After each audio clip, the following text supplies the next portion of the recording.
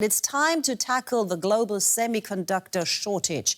Or, as Joe Biden put it, we need to build the infrastructure of today and not repair the one of yesterday. The US president has been meeting with industry leaders to discuss the global chip shortage that's hurting manufacturers and especially car makers. General Motors, Ford, Volkswagen and many others have had to halt production at plants around the world because of a bottleneck in chip supplies following lockdowns last year. One industry group warned that almost 1.3 million fewer cars would be built this year as a result of the semiconductor shortage. Now, President Biden is urging Congress to back plans to invest $50 billion in chip manufacturing and research as part of his broader efforts to rebuild U.S. industry. Chips like the one I have here, these chips, these wafers, are batteries, broadband, it's all infrastructure. This is infrastructure. We led the world in the middle of the 20th century. We led the world toward the end of the century. We're going to lead the world again. We're going to lead it again in the 21st century. And for more, I'm joined by Rajiv Biswas, Executive Director and Asia-Pacific Chief at IHS Markit. So, Rajiv, will the US lead the world in the 21st century, at least when it comes to the production of semiconductor chips? What we've seen is that the US share of global semiconductors production has declined since 1990 from 37% to around 12% today. And what we've seen is the rising dominance of South Korea and Taiwan in semiconductors manufacturing, particularly in the very high-end advanced chips.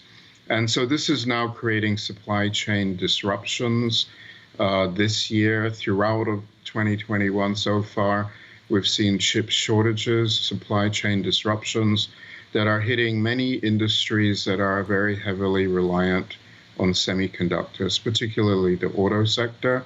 So the US is now recognizing this supply chain vulnerability and taking strategic action to increase its share of the global semiconductors industry. But of course, this will take time.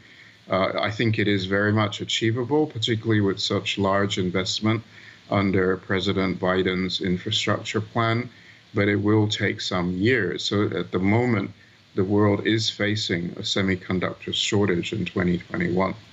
Now, you say it takes time, but you also say it's doable. Is it in the interest of the global economy for the West to really catch up with Asian suppliers? So far, it's been sort of nicely balanced. Asia was supplying semiconductors and the West was using it.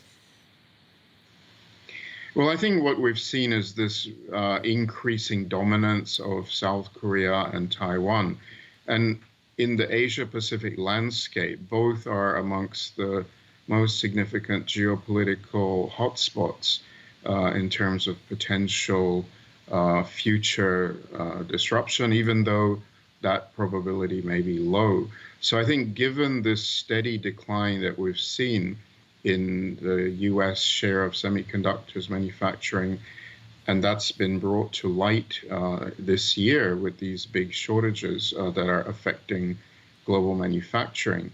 And of course, structurally, the world is becoming more and more dependent on semiconductors as electronics becomes important in many different industries. So I think that is driving this strategic recognition in the US that they need to become less dependent on international supply chain, and particularly in areas such as defense technology and other areas of advanced technology to have more domestic production capacity. And by the way, of course, the EU with its digital compass strategy is on exactly the same strategic path, with the EU having said that they want to increase semiconductors production in the EU from 10% of world production now to about 20% of world production by 2030.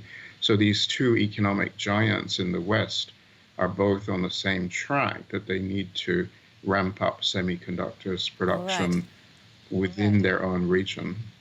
Rajiv Biswas, thank you so much, Executive Director and Asia-Pacific Chief at IHS Markit, joining us in Singapore. Thank you. Thank you.